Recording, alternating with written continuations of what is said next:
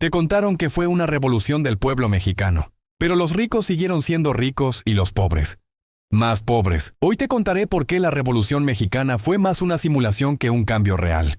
Ni Tarantino se atrevió a escribir una historia así. ¿Qué es una revolución de verdad? Breve comparativa histórica. Francia, abolición de la monarquía, fin del feudalismo. Estados Unidos, creación de una constitución, soberanía civil. México, cambio de caudillos, misma estructura de poder. Una revolución verdadera implica una ruptura brutal con el antiguo régimen. En cambio, en México solo se cambió de patrón. El sistema permaneció. Los caudillos, héroes del pueblo o nuevos jefes. Villa, Zapata, Carranza, Obregón, todos con proyectos diferentes, y todos terminaron traicionando o siendo traicionados. Zapata era un terrateniente que, si bien defendía los derechos de los pueblos, también protegía sus propios intereses. Fue acribillado en 1919 por órdenes del general Pablo González, con la complicidad del gobierno carrancista. Le tendieron una emboscada y lo mataron a quemarropa. No murió en batalla, fue ejecutado como una amenaza incómoda. Pancho Villa es recordado como el Robin Hood mexicano, pero la historia oficial omite sus masacres y saqueos.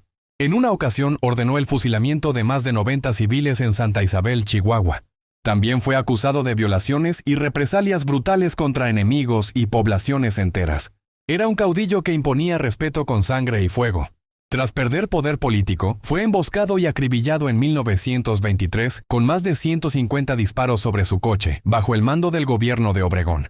No fue justicia, fue limpieza política. Carranza, conocido como el primer jefe, jugaba a la legalidad mientras manipulaba el poder. Pactó con Estados Unidos, temía a Villa, desconfiaba de Zapata y al final fue traicionado por su propio ejército. Falleció huyendo en una cabaña, emboscado como tantos otros. Obregón, el hombre que se presentaba como el renovador, terminó siendo un dictador pragmático. Cuando fue reelegido en 1928, en contra de la promesa revolucionaria de no reelección, selló su destino. Fue acribillado por un simpatizante cristero, José de León Toral, durante una comida pública. Pero la sombra de su gobierno era ya una continuación del porfirismo, con el control del ejército, sindicatos y prensa. Usó la revolución como escalera, no como proyecto. Unos peleaban por tierra, otros por poder. Pero el pueblo seguía muriendo por promesas que jamás se cumplieron. La Constitución Mexicana de 1917, logros que tardaron décadas en aplicarse. Educación, trabajo, tierra, promesas en papel. ¿Sabías que muchas reformas no se aplicaron hasta los años 30 o incluso 70? ¿De qué sirvió morir en 1910 si el fruto llegó en 1970? Muchos artículos se redactaron para quedar bien ante el pueblo, pero se ignoraron sistemáticamente. El artículo 123 sobre derechos laborales se violó durante décadas. El reparto agrario se usó para controlar a los campesinos a través de líderes charros. Incluso el derecho a la educación fue letra muerta en zonas rurales durante medio siglo. Las promesas se convirtieron en instrumentos de control político. ¿Quién ganó la revolución? Los terratenientes reformados, los militares reelectos, los caciques locales. El PRI nace de esta revolución y gobierna por 70 años. Los mismos que prometieron democracia, crearon una dictadura disfrazada de urnas. Los complots internos para asesinar a líderes incómodos eran constantes. Zapata fue traicionado, Carranza emboscado. Villa acribillado, Obregón liquidado. Mientras tanto, los herederos del poder crearon un nuevo régimen que mantuvo la pobreza, la desigualdad y el clientelismo. ¿Revolución? No. Fue un reacomodo violento de intereses. ¿Y el pueblo? Invisibilizado, reprimido y callado, campesinos desplazados. Sindicatos controlados por el Estado. Medios e historia oficial. La revolución fue buena. Fin.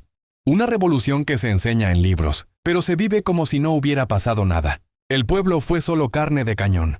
Los campesinos fueron usados para llenar ejércitos revolucionarios y luego abandonados.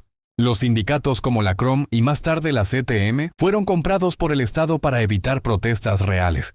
La historia se maquilló en libros de texto. Se ocultaron las traiciones, las masacres y los intereses económicos.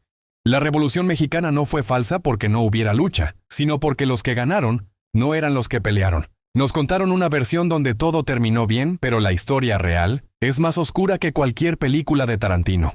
Aprendiendo desde cero, donde la historia no tiene efectos especiales, pero sí finales alternativos que te ocultan. ¿Necesitamos una verdadera revolución? Te leo en los comentarios, suscríbete, dale like y comparte.